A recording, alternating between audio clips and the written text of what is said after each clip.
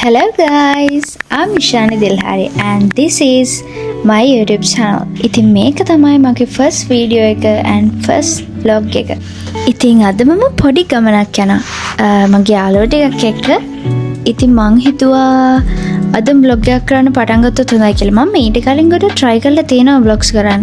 videos අරන් තියෙනවා. හැබැයි මට ඒව edit කරලා දාගන්න හම්බ වෙලත් නැහැ. ඇත්තටම සමහරක් video clips මට සම්පූර්ණයෙන් ගන්න වෙලත් නැහැ. ගොඩක් ඒවා මට මිස් වෙලා තියෙනවා. ඉතින් මට හිතුණා අද මේ ගමන මම fully කොහොම හරි focus කරලා video කරනවා කියලා.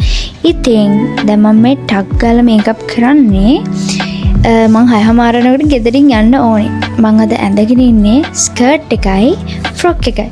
ස්කර්ට් එක ෆ්‍රොක් එක අඳින්න කොහොමද කියලා නේද කල්පනා කරන්නේ. මෙන්න මේ ෆ්‍රොක් එකට මෙන්න මේ ස්කර්ට් එක තමයි මම අද අඳින්නේ. ඇත්තටම මම දැන් යන්නේ පන්සල්. ඉතින් මම මේ ෆ්‍රොක් එකට උඩින් තමයි ස්කර්ට් එක අඳින්නේ. ඒතර මට ටක් ගාලා චේන්ජ් කරගන්න ලේසි හින්දා. මම පන්සල් ගිහින් ඊට පස්සේ පොඩක් එළිය ඇවිදින්නත් යනවා. ඉතින් මම යන්න පිටත් වුණා. ඇත්තටම මම ගොඩක් වෙලා ට්‍රැෆික් එකේ ඉන්න සිද්ධ වුණා. හිතා ගන්නවත් බැරි තරම් ලොකු ට්‍රැෆික් එකක්. මගේ වුණ තාමත් නිදිමත පාටයි. ඇත්තට අපිට බැයිද පාර්ලිමේන්ත යන්න? උණු කොහමද?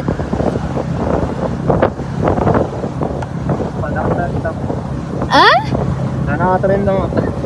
උණු වතුරේ? අනවසර. අනවසරේ. ඒක නෙවෙයි. මං කියන්නේ ඇත්තටම පාර්ලිමේන්ත එකට අපිට නිකන් ඔය ඡන්ද ඉල්ලලා වගේ. In 400 meters, turn left onto A0 Cadawella Road. ඒකට අපිට ජනතාවගේ හිත් දිනා ගන්න ඕනේ. පාර්ලිමේන්ත එකට හැදේ. ඈ? ඒක අපිට දිනන්න බෑ මොකද හරක්. මොකද කවුද හරක්? මේ ට්‍රැෆික් එකේ යන්න ගියාම එපා වෙනවා. ඉතින් මේ පෙන්නන්නේ මගේ nails. මේ nails ටික මම තනියම කරගත්තේ. ඔයාලා ඉන්ට්‍රස්ට් නම් මම කියලා දෙන්නම් කොහොමද මේ nails තනියම කරගන්නේ කියලා. ඇත්තටම මම උදේම නැගිටින්න හරිම කම්මැලි කෙනෙක්. මම පාන්දර 4:00 මාට එලාම් එක තියලා ඕෆ් කරලා ආයෙත් නිදාගෙන. මං කොහොමද උදේ පාන්දර එලාම් තිබ්බොත් ඒ වැඩේ අනිවාර්යෙන් කරනවා. ඇත්තට දැන් මේ මාර්ග තදබදේ වැඩිනේ. හරිද? දැන් ජනාධිපති කියලා හිතන්නකෝ. එතකොට මේ මාර්ග තදබදේ නවත්තන්න මොන වගේ පිළියමක්ද යොදන්නේ?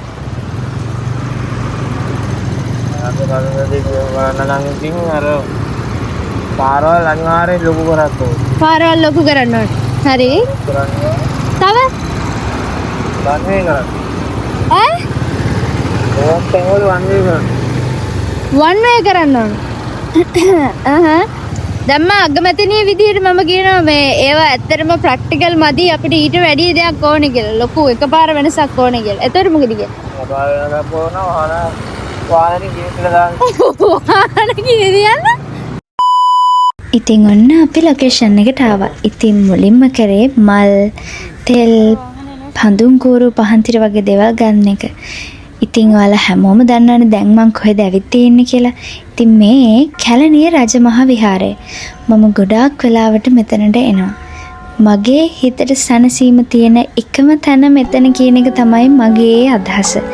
ඒක ඇත්තම ඇත්ත. ඉතින් මට ඇත්තටම ගොඩක් වාසනාවන්ත දෙමව්පියෝ දෙන්නෙක් ලැබිලා ඉන්නවා. මම ගොඩක් වාසනාවන්තයි මගේ අම්මා තාත්තා වගේ දෙන්නෙක් ලබන්න.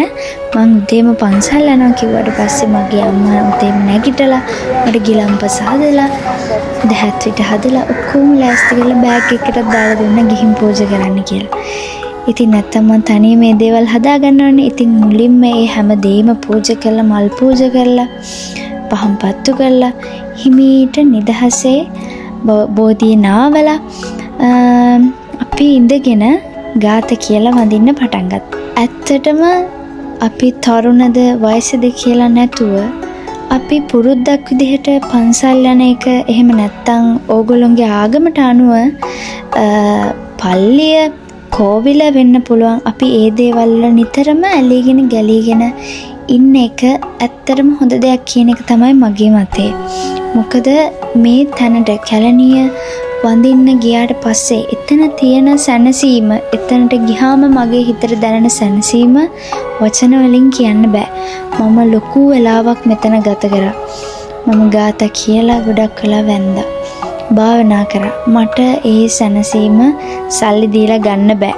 ඉතින් ඒ හින්දා මම හිතනවා ඒක පුරුද්දක් විදිහට තරුණාපි ජීවිතේට තියාගන්න එක වටිනවා කියලා. ඉතින් අපි වැඳලා ඉවර වෙලා තව ලස්සන වීඩියෝස් ටිකක් ගත්තා. හැබැයි ඒක පෝට්‍රේට් මං අරන් තියන්නේ කමක් නෑ මං පෙන්නන්නම්. බලන්නකෝ හොඳයිද?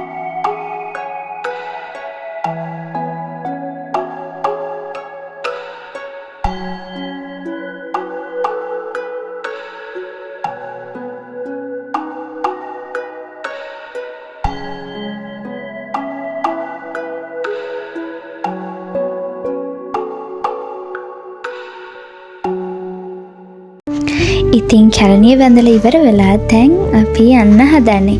ඉතින් මේ විදිහට අද මගේ vlog එක ඉවර වෙනවා. ඉතින් ඔයාලා තව බලන්න ආස ඉන්ට්‍රස්ට් විදිහේ vlogs තියෙනවා නම් යන්න හොඳ තැන් ඔයාලා රෙකමන්ඩ් කරන තැන් තියෙනවා නම් මට කමෙන්ට් කරන්න. ඉතින් මේ වගේ vlogs ඉස්සරහට තව බලන්න ඕන නම් අනිවාර්යෙන්ම subscribe කරන්න. යාළුවොත් එක්ක share කරගන්න, කමෙන්ට් කරන්න, like කරන්න අමතක කරන්න එපා. ඉතින් මේ වගේ vlog එකකින් ආයෙ හමුවෙමු. bye bye.